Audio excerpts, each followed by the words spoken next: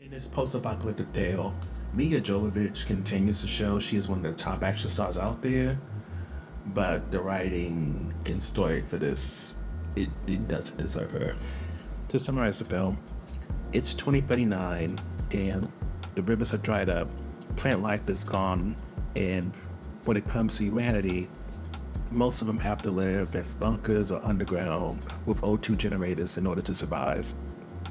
And with this in mind, it makes it so when it comes to Maya and Zora, they're very hesitant when it comes to dealing with outsiders. Darius, who is Maya's husband, he's been gone for months, and Zora says in the film it's been almost 3 years since they saw somebody that wasn't related to them. So when Tess and Lucas come around, Tess claiming that they know Darius from back in the day, and Lucas being somebody who's with her with a gun, trust is not something that's easily given. Add in the fact they want to go into the bunker, see the work that Darius made for the O2 generator that their family needs in order to survive.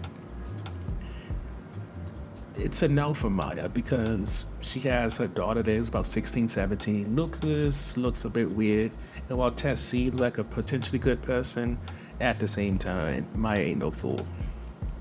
But in her making things difficult, Tess and Lucas decide to match her energy alongside others, and you spend an hour and 33 minutes, give or take, seeing whether or not Tess and Lucas are honest or just people who are trying to get out of the wasteland, no relationship fallout, and trying to get into this bunker because it has resources that they don't have. So when it comes to this film, it's a quick thing to review, and it's because on the positive end, characters and situations will get a reaction out of you, but on the negative end, something is missing, and it's easier to find things that don't work than the things that could have worked. For example, Milla Jovovich, as we noted in the excerpt, definitely reminds you why people watch Resident Evil even long after it lost its luster. And I would even say in terms of Sam Worthington as Lucas, because of the way Lucas is handling things, especially when Tess is getting on his nerves and not acting quick enough, you can get into him being the villain with Tess being someone you're not sure about. But in terms of Corbajane Wallace and Jennifer Hudson, that's when things get complicated. They are supposed to be the protagonists, but Jennifer Hudson's lines, delivery, something feels off in a way that one example. Originally, when she's going back and forth with Tess, clearly not wanting to have any interaction, she seems to be dodging using curse words, but eventually she steers right into them. Now, you can say this is coming from her losing her patience to the point where she's not trying to be polite and watch her tongue around her daughter, or just inconsistency. It's hard to say. And then when it comes to Wallace, you get that she's supposed to be young, a bit naive, hopeful, but again, something feels off. Something's missing there, and I don't know if it's in terms of character development, dialogue, performance. Something just feels so off that it makes it so the best parts of the film aren't really necessarily good.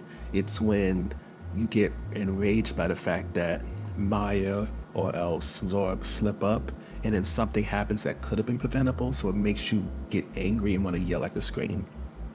And the reason why we're on the fence about that is like it's a reaction, and if a movie gets a reaction out of you, that's usually a good thing. But if it's in frustration, it's hard to say if you should really be considering that praise or just how bad a movie might be. So,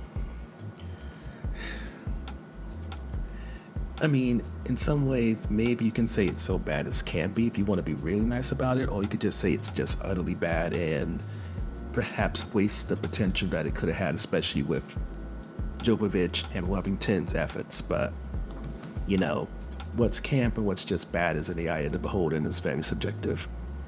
Hence why, overall, while Breathe has performances that will, again, get a reaction out of you, there's a need to question, should you praise most of those feelings for being hatred, frustration, or you wanting someone to die?